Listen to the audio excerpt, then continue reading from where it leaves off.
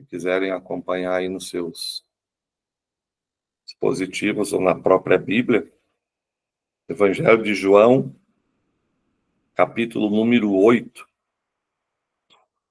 Uma palavra bem conhecida, né, de todos que conhecem a Bíblia. Hoje eu dei uma antecipação, né, do que nós iríamos falar sobre os tribunais, né, os 4 tribunais de Cristo. E a passagem que nós vamos ler é sobre, tem o título, né, Epígrafe de A Mulher Adúltera. João, capítulo 8, shalom aí para Maria, para Elaine e para todos que vão assistir posteriormente pelo YouTube. Eu coloquei essa semana a live do Isaac, e eu ainda tenho a da última sexta, sobre Davi, que nós vamos colocar então durante a semana agora. Diz assim a Bíblia: Porém Jesus foi para o Monte das Oliveiras, e pela manhã cedo voltou para o templo. E todo o povo vinha ter com ele. Deixa eu liberar alguém aqui. E assentando-se os ensinava. E os escribas e fariseus trouxeram-lhe uma mulher apanhada em adultério. E pondo-a no meio, disseram-lhe: Mestre, esta mulher foi apanhada no próprio ato adulterando. E na lei nos mandou Moisés que as tais sejam apedrejadas. Tu, pois, o que dizes? Isso diziam eles, tentando para que tivessem do que acusar. Mas Jesus, inclinando-se, escrevia com o dedo na terra. E como insistissem, perguntando-lhe, endireitou-se e disse-lhes: Aquele que dentre vós está sem pecado, seja o primeiro que atire pedra contra ela. E tornando a inclinar-se, escrevia na terra. Quando ouviram isso, saíram um, a começar pelos mais velhos, até os últimos. Ficaram só Jesus e a mulher que estava no meio. Endireitando-se Jesus e não vendo ninguém mais do que a mulher, disse-lhe: Mulher, onde estão aqueles teus acusadores? Ninguém te condenou? E ela disse: Ninguém, Senhor. E disse-lhe Jesus: Nem eu também te condeno. Vai-te e não peques mais. Então, esse texto aqui, que está inserido no Evangelho de João, no capítulo 8, fala sobre essa passagem tão conhecida, inclusive, pessoas que não são da igreja, se você perguntar, eles conhecem essa passagem da mulher que iria ser apedrejada por causa do adultério. Mas o que me chama a atenção aqui é que quando inicia-se esse capítulo na vida de Jesus, Jesus está de manhã cedo lá no templo, pela manhã bem cedo, escrevendo, né, ensinando. E os escribas e os fariseus, eles vão trazer até Jesus uma mulher, e eles dizem para Jesus: esta mulher foi pega em flagrante, ou seja, no próprio ato de adultério. E o primeiro tribunal que a gente vê instaurado aqui, no texto que nós lemos, é o tribunal da opinião pública. Por quê? Porque Jesus, ele não foi testemunha do que aconteceu.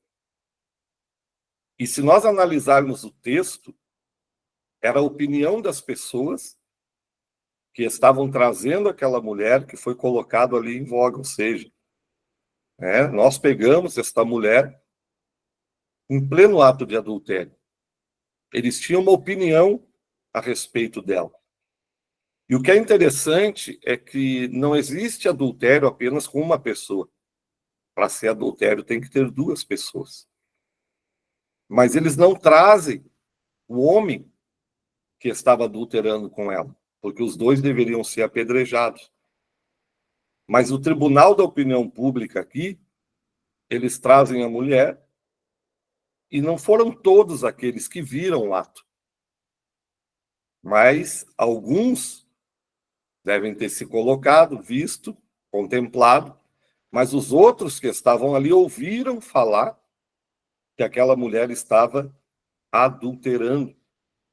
E aí, quando eu olho para esse texto, eu consigo entender que todos nós, os seres humanos, passamos pelo tribunal da opinião pública. Todos que estão aqui, os que vão assistir, se eu perguntar para alguém, todos têm uma opinião formada a respeito da sua vida, e os que me conhecem têm uma opinião formada da minha vida. Tem aqueles que gostam de mim, tem aqueles que não gostam, tem aqueles que falam, o pastor ele prega muito rápido, outros dizem ele prega muito devagar, uns dizem ele grita, outros dizem ele fala baixo. E se olhar, perguntar para a minha família, para a família de vocês, todo mundo vai ter uma opinião. Se tu perguntar para alguém o que tu acha de mim, aquela pessoa, ela tem uma opinião formada a respeito da tua vida. Mesmo que essa opinião não seja verdade, mas é o ponto de vista em que ela está enxergando. E também, às vezes, eles pegam esta opinião de formadores de opinião. Alguém que te conhece conta para alguém, e essa pessoa conta para outra pessoa, e a outra pessoa conta para outra, e assim vai formando, um tribunal de pessoas que vão julgando você. É isso, é aquilo. Não é isso, é aquilo. Não, ele é assim, não é, ela é assim. E o que aconteceu aqui com essa mulher foi a mesma coisa. Aqueles homens já chegaram até Jesus com uma opinião formada a respeito dela. Mas o que me chama a atenção aqui nesse texto é que não importa o que os outros pensam de você. O que importa é o que Jesus conhece a teu respeito. As pessoas podem imaginar, falar, conjecturar muitas coisas a respeito da sua vida. Eu me lembro até que o Fernando comentou, com a gente na viagem. Lembra, Fernando? Falavam isso, falavam aquilo. As pessoas falam do que elas não sabem. Mas quando Deus fala daquilo que Ele sabe. E o primeiro conselho que eu quero deixar para vocês é que se importem realmente com aquilo que Deus está pensando e está falando de vocês. Quando nós lemos o livro de Jó, nós vemos Deus dando opinião a respeito da vida de um homem, todos vocês conhecem. Tem visto o meu servo Jó? Um homem reto, íntegro, temente, que se desvia do mal, mas o inimigo tinha uma outra opinião a respeito da vida de Jó. Ele disse, Jó só é fiel porque tu cercaste ele de bens. Então Deus tinha uma opinião, o inimigo tinha outra opinião, e certamente as pessoas que ouviram aquilo já formaram uma opinião. Mas no final, a gente vê no final do livro de Jó que o que importava era o que Deus pensava a respeito da vida daquele homem. E eles chegaram ali já, com a opinião formada, ou seja, eles já chegaram ali determinando esta mulher é uma adúltera. E logo em seguida no texto, eles vão formular o segundo tribunal. Qual é o segundo tribunal, pastor? O tribunal da lei. Eles dizem assim, e a lei manda que as tais sejam apedrejadas. Ou seja, primeiro veio o tribunal da opinião pública e depois já vem o tribunal da lei, que é o julgamento. Ele fez isso? Ele merece isso. Ela fez isso? Ela merece isso. A lei diz isso, a Bíblia diz isso, a palavra diz isso, e tem que fazer isso, e nós temos que fazer aquilo. E aí as pessoas elas vão julgando e dando a sentença na vida das pessoas. Não é verdade? Eu vejo isso muito na igreja como pastor, e isso se repete muito no nosso meio. Quem é evangélico vai entender o que eu estou falando. Quando alguém peca, as pessoas vêm até nós e dizem, o senhor tem que disciplinar. O senhor tem que punir. Mas o que é engraçado é que quando é os filhos deles, eles querem misericórdia. Mas quando é com os outros, eles então instauram o tribunal da lei. Fez, tem que pagar. Fez, tem que ser punido. Fez, tem que usar a letra fria da lei. E muitas vezes Nós mesmos passamos pelo tribunal do julgamento na boca de alguém. Ah, merecia isso, tinha que fazer isso. E às vezes, quando acontece alguma coisa ruim na nossa vida, as pessoas usam a lei para dizer, viu, ó, Deus está castigando, viu, fez aquilo lá, agora está recebendo isso. Falou aquilo, agora está pagando. Por quê? Porque, geralmente, esses dois tribunais, eles vivem ao nosso derredor todos os dias. Não só na igreja. Na empresa que você trabalha também. Ah, fulano fez isso, merecia ir para a rua. Ciclano, eles não analisam a situação. Eles falam só daquilo que eles vê e daquilo que eles ouvem, mas não conhecem a questão. Mas aí vem Jesus. E Jesus ele é tremendo, né? Porque aí Jesus vai instaurar o primeiro tribunal dele, que é o terceiro tribunal da passagem, o tribunal da consciência. Ele vai dizer assim, ó, quem não tem pecado, atire a primeira pedra. Olha que coisa tremenda, Jesus pega aquele povo na própria consciência. Jesus coloca a mente deles para trabalhar através da sua consciência. Quem nunca fez? Quem nunca pecou? Quem nunca errou? Quem dentre vós não pecou para estar aqui falando o que pensa, dando a sentença? Se vocês nunca pecaram, então vocês atirem a primeira pedra. E olha que coisa, irmãos. A gente não escapa do tribunal da consciência. A gente pode até transparecer, mas quem tem consciência, nem que seja à noite, quando coloca a cabeça no seu travesseiro, faz uma análise do seu dia. Eu não devia ter feito isso? Eu não devia ter falado isso? Eu não devia ter pensado aquilo? Eu devia ter agido assim? Eu fiz errado? Porque quem tem consciência se analisa. E é isso que Jesus está ensinando. Ninguém escapa do tribunal da consciência. Até porque, na presença de Deus, ninguém é melhor do que ninguém. A Bíblia chega a dizer e encerrar todos debaixo do mesmo decreto. Todos pecaram e estão destituídos da glória de Deus. Ou seja, na presença de Jesus, o que ele está dizendo aqui é que todos têm o mesmo valor, ninguém vale mais do que ninguém. Todos nós, pela nossa vida, foi pago o mesmo preço, o sangue de Jesus Cristo. Então não há diferença quando nós analisamos a nossa consciência e nós paramos para meditar, nós começamos a entender que nós somos merecedores do castigo, que nós também somos merecedores da mesma penalidade. Para pensar um pouco. Antes de você entregar sua vida para Jesus, o que você merecia e para onde você ia? Não íamos todos para o inferno? Não estávamos todos perdidos? O que nós merecíamos, os nossos pecados, nos condenavam à condenação eterna.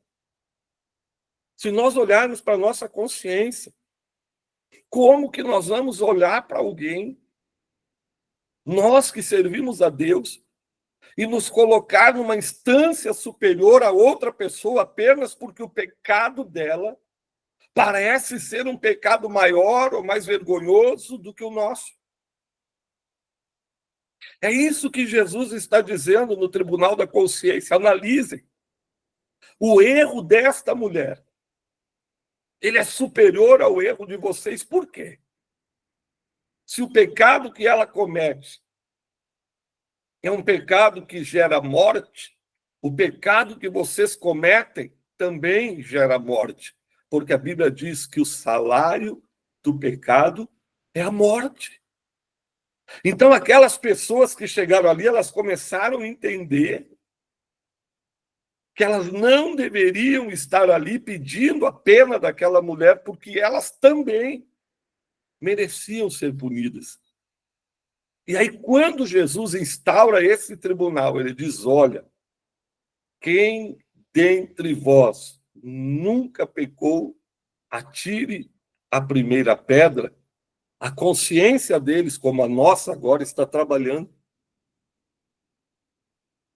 Nesse momento em que você está ouvindo esta palavra, a sua mente, a sua consciência, ela está trabalhando.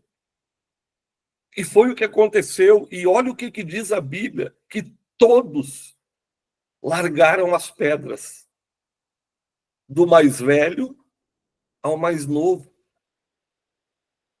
Todos largaram as pedras, porque eles estavam ali, com as pedras nas mãos, para apedrejar aquela mulher, porque eles chegaram ali com a sua opinião, usando a lei para puni-la. Mas olha que coisa interessante, eu abro um parêntese aqui na mensagem. Por quê, pastor? Porque até os pequenos tinham pedra nas mãos. E os pequeninos não têm consciência. Os pequeninos, eles agem por imitação. Eles veem os maiores fazendo e eles imitam.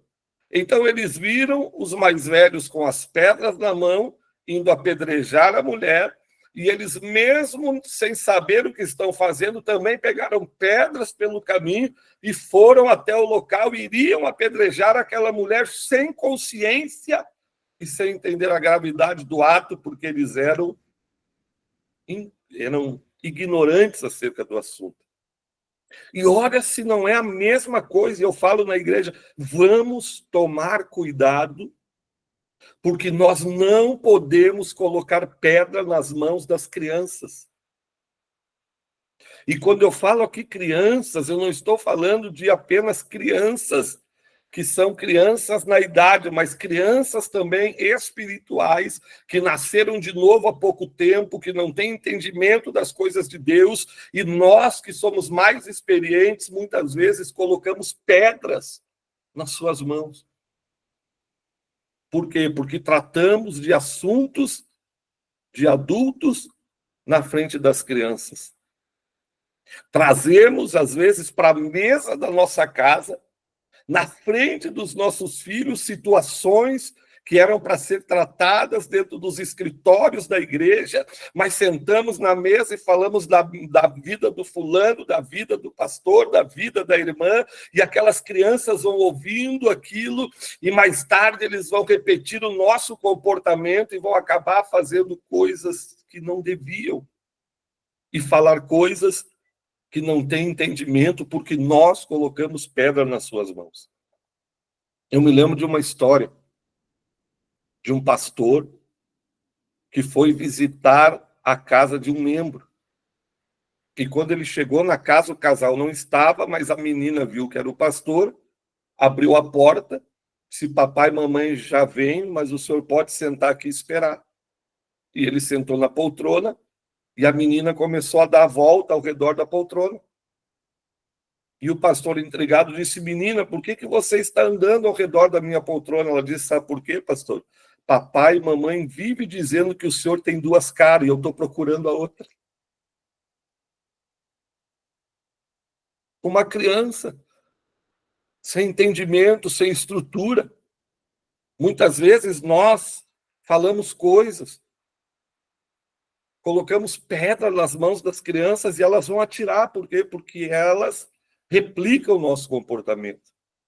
Muitas vezes nós, como casal, tratamos de assuntos na frente dos nossos filhos, assuntos que não são da sua alçada, outros brigam, discutem, e os filhos começam a absorver aquilo e aí eles vão tomar um lado.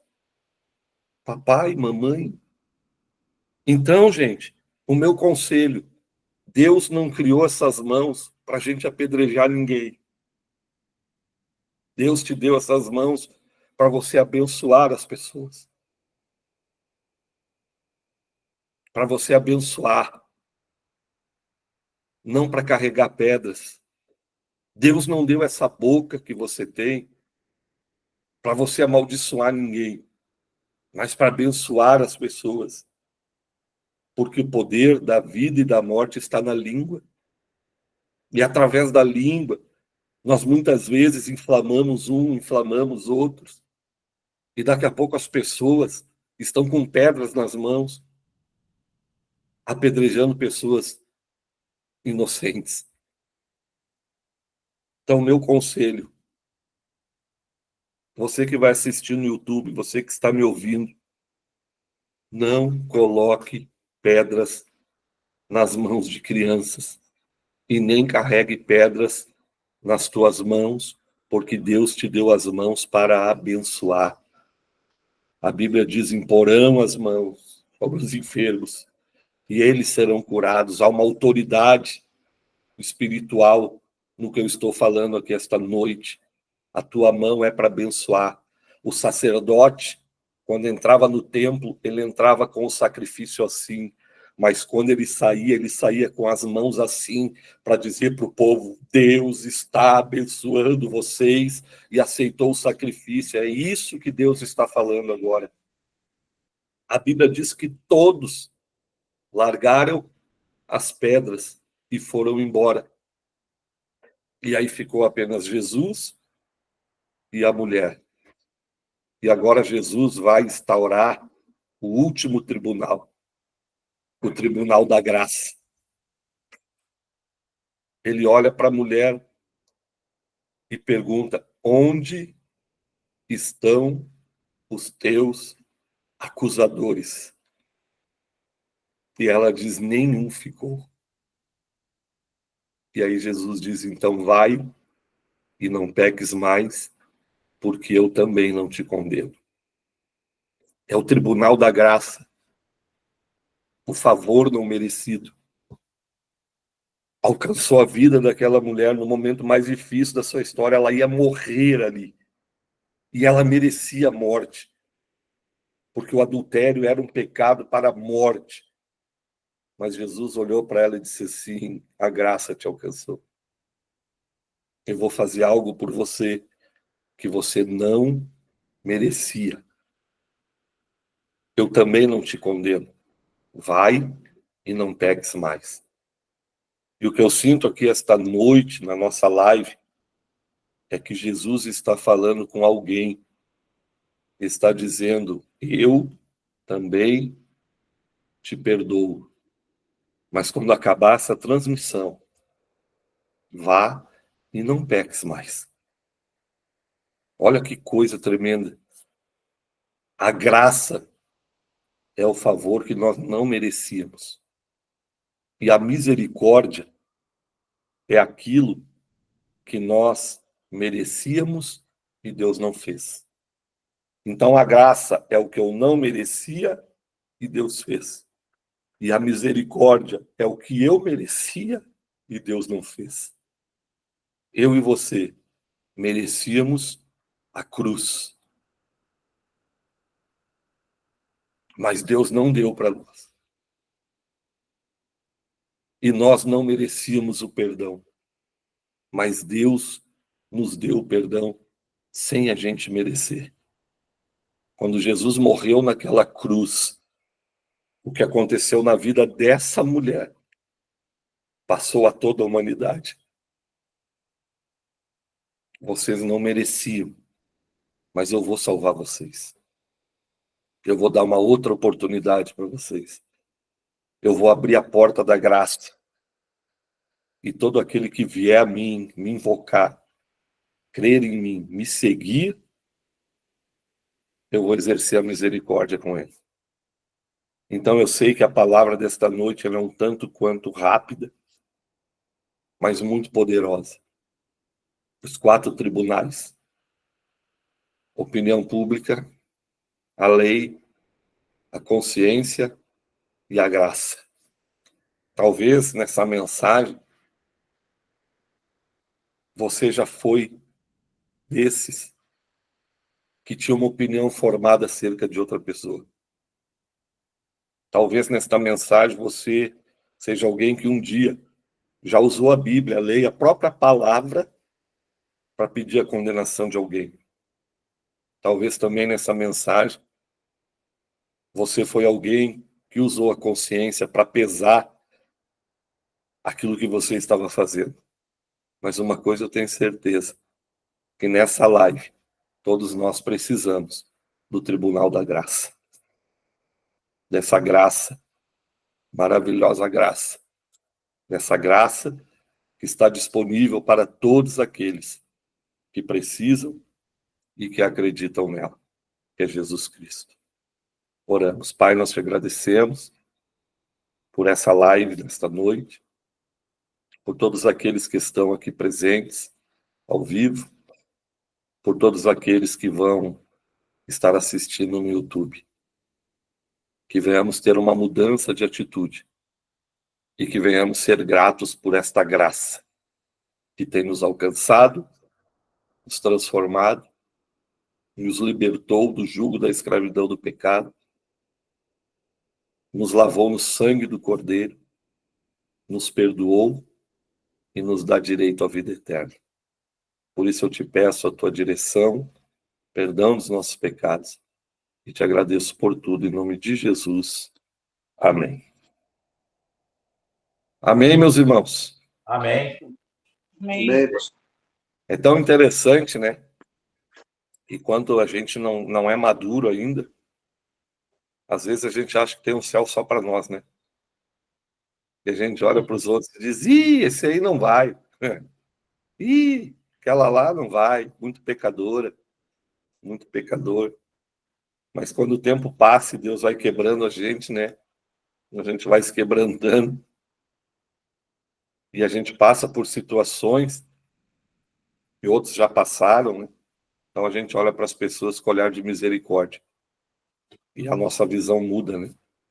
A gente olha e diz, Deus me abençoou, me transformou.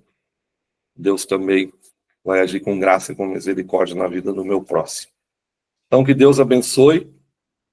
Obrigado.